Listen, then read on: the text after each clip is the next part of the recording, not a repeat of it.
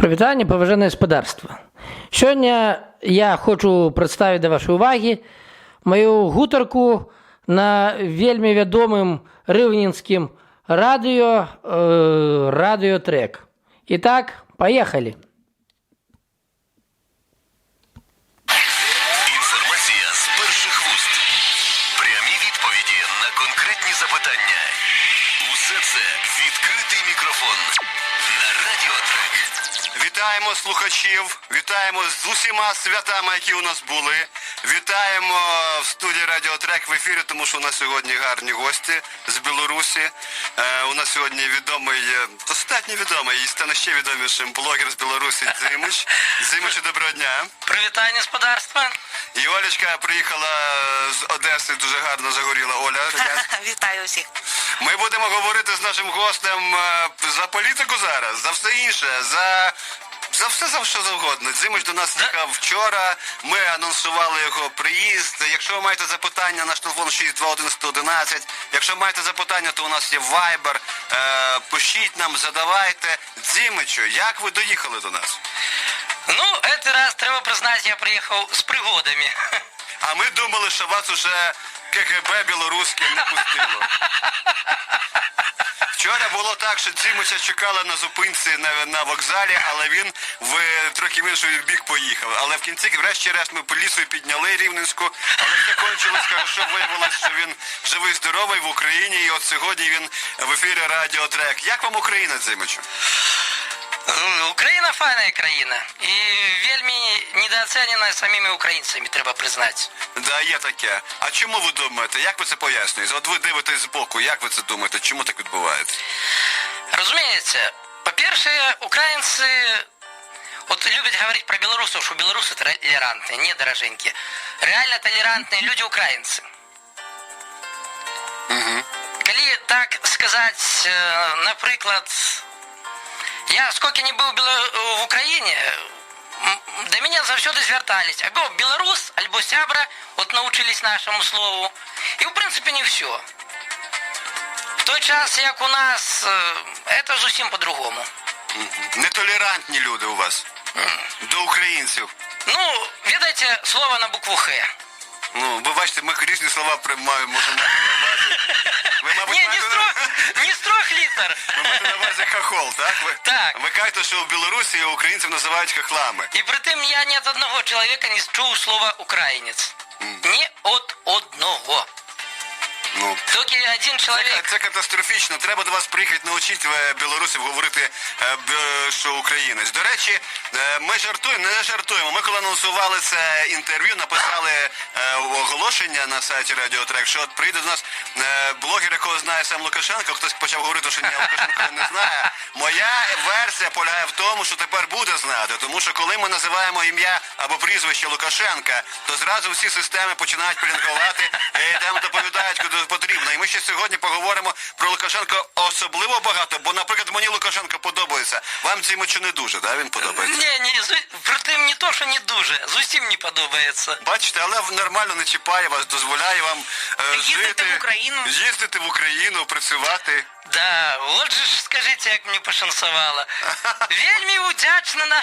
Слухайте, то це шансон іде з білоруської мови? І ще раз? Ви сказали, як мені пошансувало. Да. То виходить, що слово шансон Ні. це з білоруської мови. Ні? Ні, звісно. Цікаво. Але дивіться, слухачі, шановні, ми говорити сьогодні будемо в ефірі двома мовами. У нас буде чисто така, якби... Славянська. Так, і якби сподіваємося, що ви зможете зрозуміти нас обох, і Дзимича теж. Ви, до речі, Дзимичу, з якого міста в Білорусі? Ганцевичі, Брестська область. Брестська область. Ви знаєте, що Брестська область це все колись належало Україні? Ну, на вся я не ведаю. Я ведаю, що Пінський район. Якби в Україні появилась така імперська ідея, і ми сказали, забираємо собі Білорусь, ви були б серед тих, хто би погодився до нас в Київську Русь українську вступати, чи були б проти? Ні, треба кожному жити своєю хатою і сябрувати. Ага. Ну, особно. А що таке сябравати? Це що означає? Товаришувати. Да. Товаришувати. Це це друзі. Однак Да-да. у нас сьогодні онлайн урок російської, білоруської мови і У української. прямому ефірі. У прямому ефірі. Дивіться. Ми, здається, непогано розуміємося. Да, Оля взагалі. Да повністю. Вообще, Оля Цалком. дає нам такий імпульс, ми всі один одного розуміємо.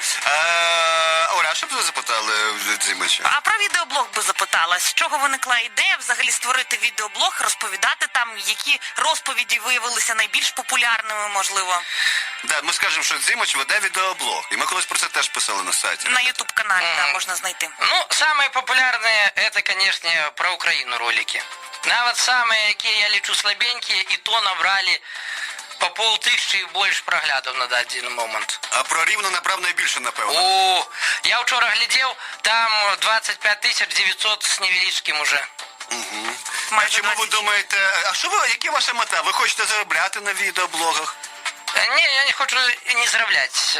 Я розумію, що особливо білоруськомовний блог це абсолютно нереально. А у вас, ну, да, треба сказати, що у вас блоги абсолютно білоруськомовні. И это принциповая позиция. Потому что одна з проблем, чому білоруська мова не тільки то, що держава їй не дає нормально функціонувати, но і то, що люди Люди самі не говорять білоруською мовою. Не, это только частка. Люди поддались на это, и амаль нема контента. Она на дадений момент, коли не прикласти намагання, просто не знайдеш нічого. Конечно, коли почнеш копати, то можна знайти і фільми, і музику, і чого завгодно. Но не так, як русская мова просто взяв, щелкнув пальцами, і все, вот на тобі.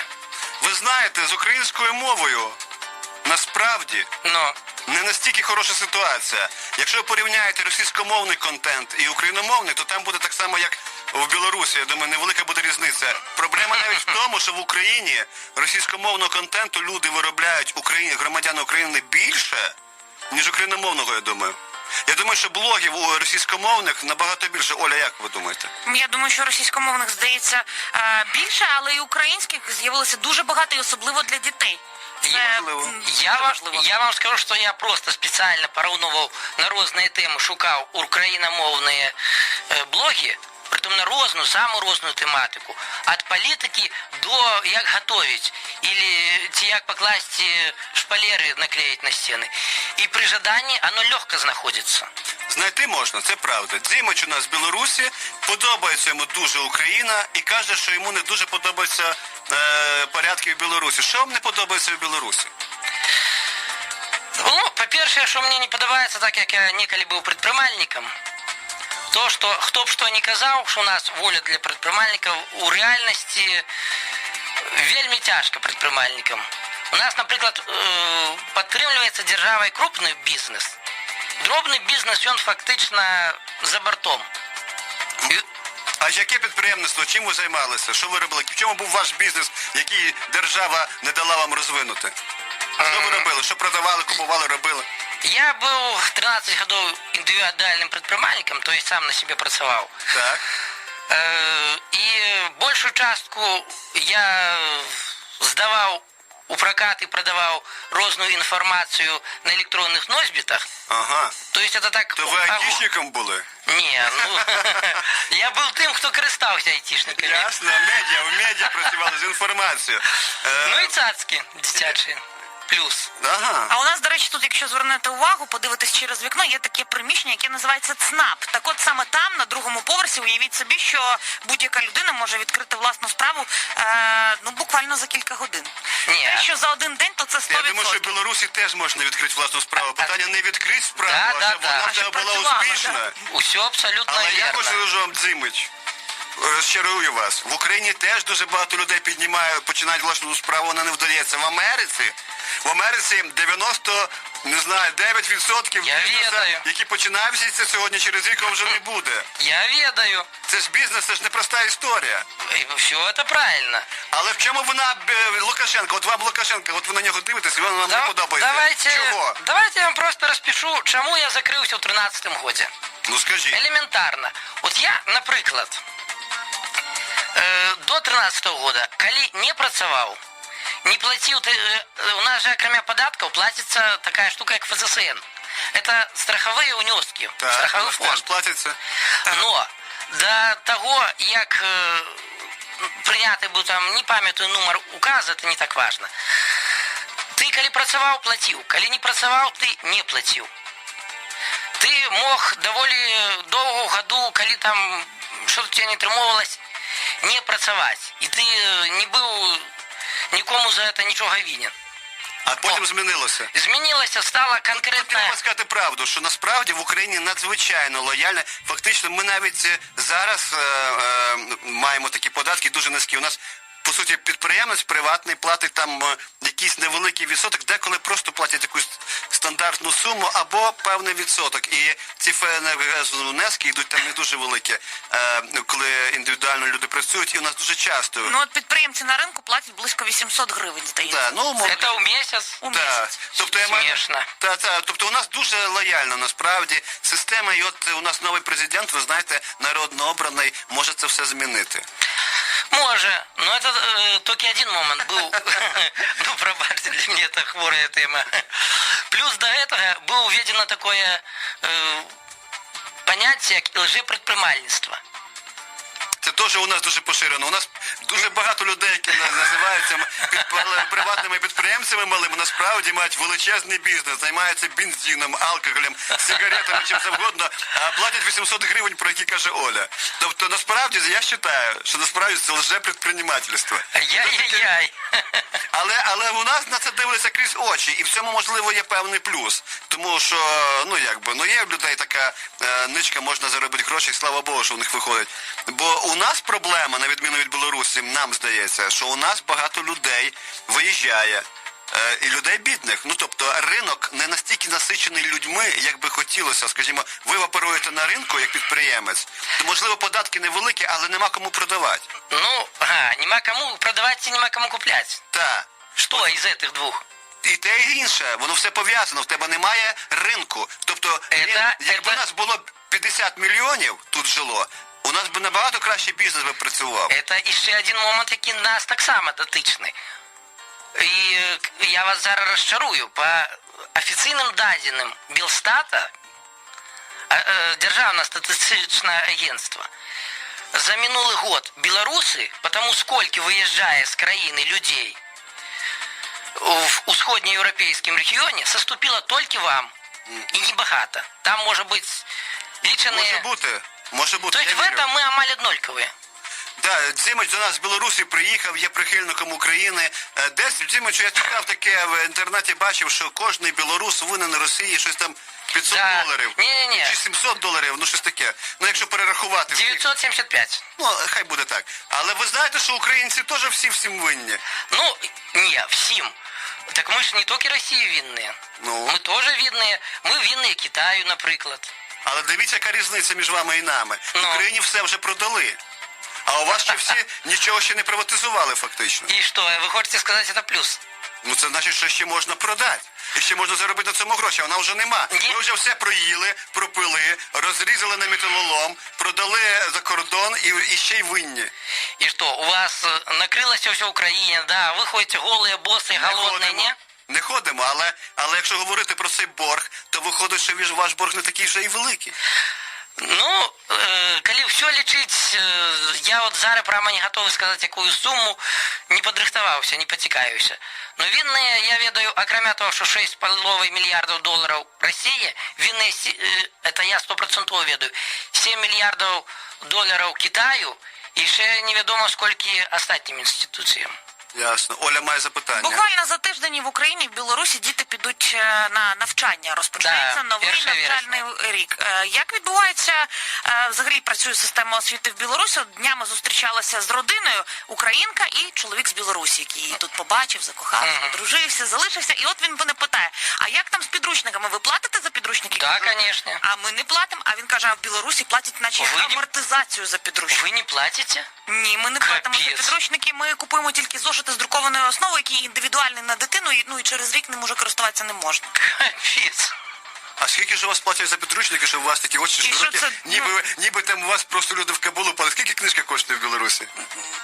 Ну наприклад, я не знаю, ви давно книжки якісь купували? Скільки у вас книжка Я коштує? недавно куплял племяннику своему 12-годовому куплял 2 книжки. Одна была 14 рублей, одна 10 А рублей. якщо це на долар перевести, можете? Я могу на гривны перевести. Я сегодня курс... Бо я не знаю, скажіть, скільки це буде 14? Та, которая 10 рублей, это 127 гривен. Ага. Такая без иллюстраций, простенькая книжечка. А 140 это 100... 14 це буде, значить, десь до 170. Да, где-то так. У нас Оля, книги як у нас дорогие. книжки коштують? Ну, наприклад, Гаррі Поттер, видання без ілюстрації, звичайно, такий сірий папір, 91 гривня. Бачите? О, Ну, трішки Так, дешевше, не не, ну набагато. як? Ні, хай буде дешевше. На третину як мінімум виходить. Ну, це ми про художню літературу, а не про підручники. Так я то так само, я там не ведаю А конкретної ви суми. знаєте, що тепер Білорусь Ну. заполонила весь ринок України фанери? Тобто вся фанера, у нас не можна, люди, виходить, що дешевше купувати фанеру з Білорусі для підприємств, ніж фанеру, яка виробляють в Україні. Ціла стаття була недавно. А ще недавно я так само читав, що було антидемпінгне розслідування по поводу цементу. Можливо. Так само, тому що цементом так само виросли, ну там вельми Щоб ви багато. взяли від України і імплементували в Білорусі, якби могли. Система децентралізації, в першу чергу. Подобається вам, як це працює? Ну, звісно, подобається. Це ж гроші для місцевих бюджетів. І люди А звідки можуть... ви знаєте про нашу систему? Ви ж звідки ви її Ну, ви не знаєте? читаєте. Ви по газетам судите чи по чому? По-перше, окрім того, що я читаю в інтернеті, у мене вельми шмат сябров з України.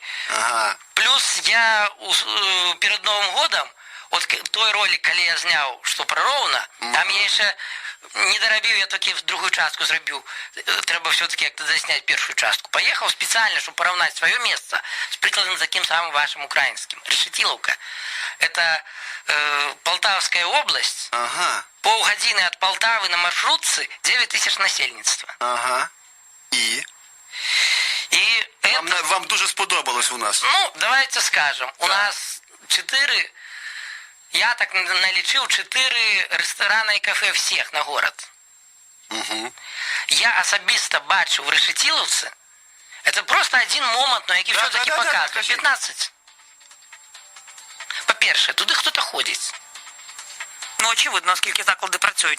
Ну, само собою. І отримується їм хапає. Ви знаєте, я скажу тут правду. От коли з Дзими сьогодні почав, де перше речення в нього було, що в Україні багато людей не цінує і якби трошки до України так говорить.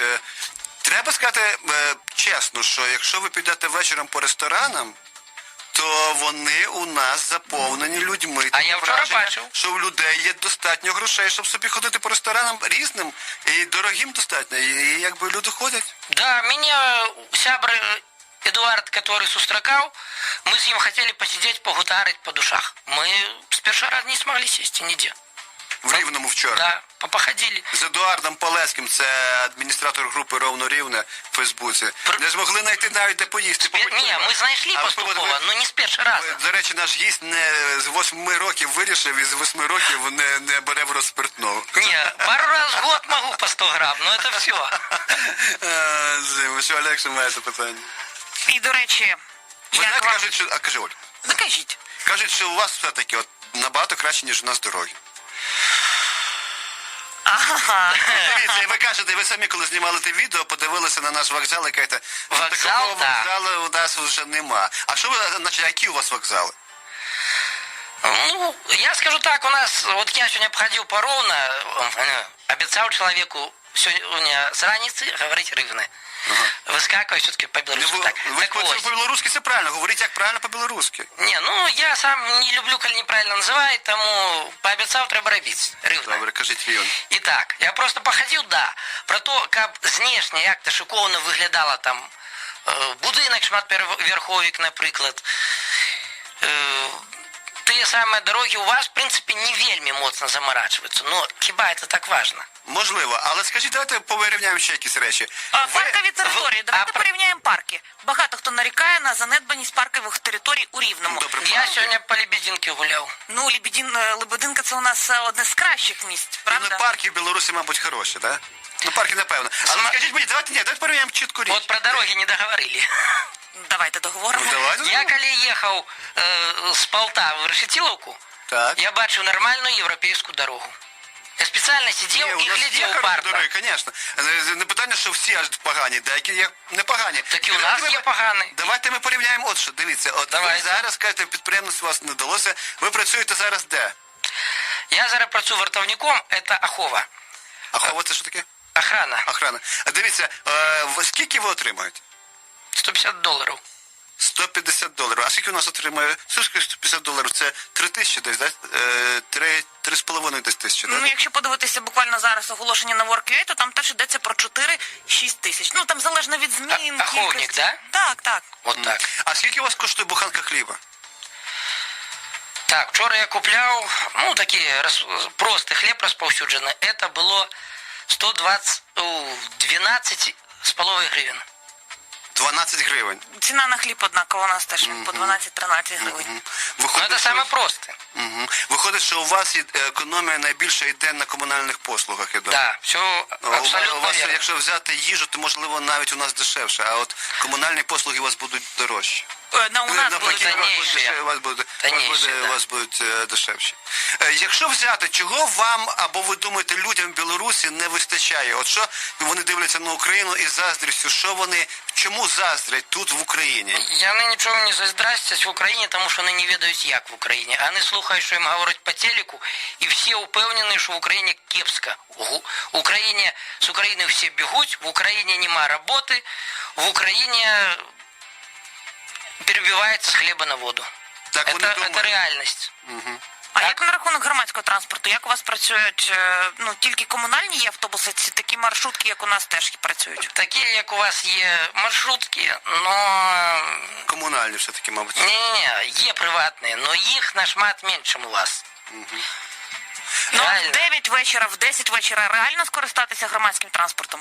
Смотря в яким городі. У моїм, наприклад, маленькому городі, ні. Там у 6 вечора Правильно, 9 тисяч населення. Ну там же ж, мабуть, у вас в город взагалі, мабуть, за 15 хвилин можна пройти його. за 40. За 40? З кінця в кінець за 40. У вас великий город на 9 тисяч? У нас просто вельми... Ні, у нас 13. А, 13. Это Решетиловка 9. Да, ви сказали 9, то я так подумав.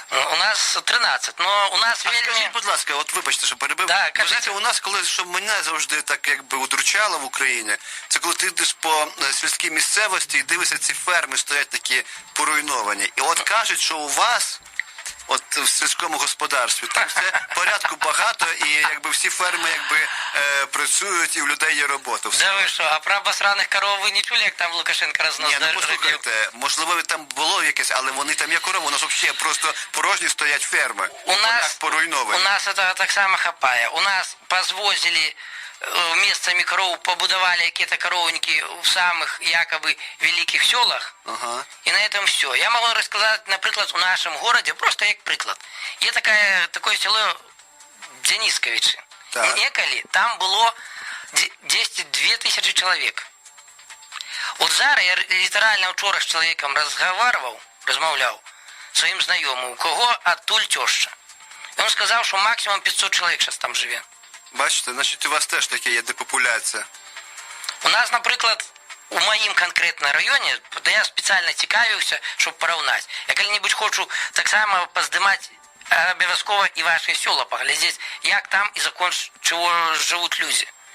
Так ось, у нас із, ну, там, біля 2,5 десятків сел в нашому районі, із їх 1, 2, 4 тільки більш-менш живуть і не вимирають.